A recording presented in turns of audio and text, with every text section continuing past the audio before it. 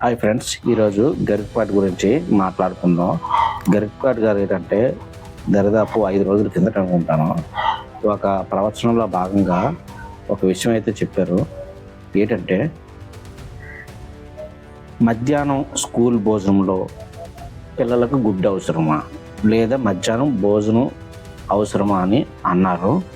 First of all గుడ్డు అనేది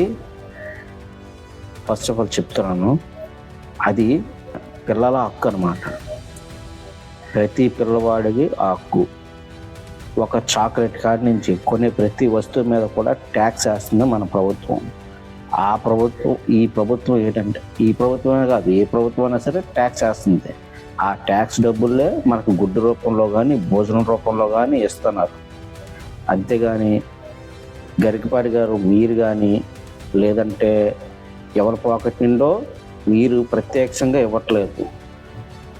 ఇది గవర్నమెంట్ వాళ్ళకి ఇస్తుంది.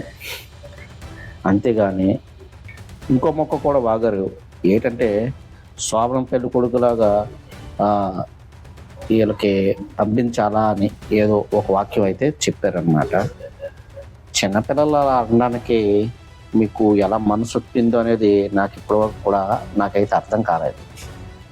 ఈ లెక్కన మధ్యతరగతి వారిని అంత చిన్నపిల్లలు అంత చులకనగా చూస్తున్నారంటే నా ఉద్దేశం ఏంటంటే ప్రవచనాల ద్వారా బాగా డబ్బు సంపాదిస్తున్నారు అనుకుంటున్నాను.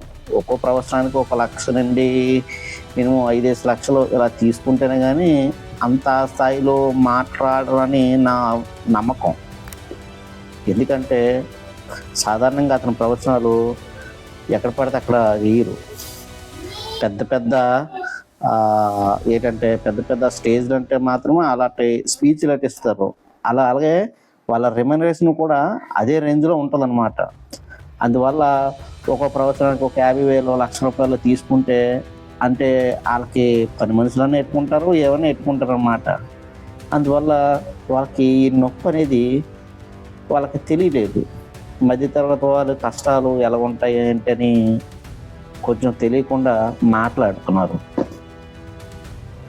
నేను ఈ విధంగా ఎందుకంటున్నానంటే మీరు కూడా ఆలోచించండి. గరికపాటి గారు, మీరు నా వీడియో అలా చూడరనుకోండి, ఒకసారి అనుకుంటున్నాను, మీరు 15,000 సంపాదించి లేదా 10,000 అంతకన్నా తక్కువ నెలకు సంపాదించిన వాళ్ళలోకి ఇంట్లోకి వెళ్ళి చూడండి. వాళ్ళ కష్టాలు ఏంటి అనేది మీకు తెలుస్తుంది. అంతేగాని రిచ్ మ్యాన్ అయి ఉండి మీరు ఇలా అంటే పేదవారిని కొంచెం చులకన భావంతో అన్నట్టు చూడడం అనేది మాకు కొంచెం బాధగా ఉంది. మాకే కాదు, మీరన్ని మాటలకి చాలా వరకు మధ్యతరగతి వాళ్ళు చాలా వరకు సఫర్ అయ్యారన్నమాట.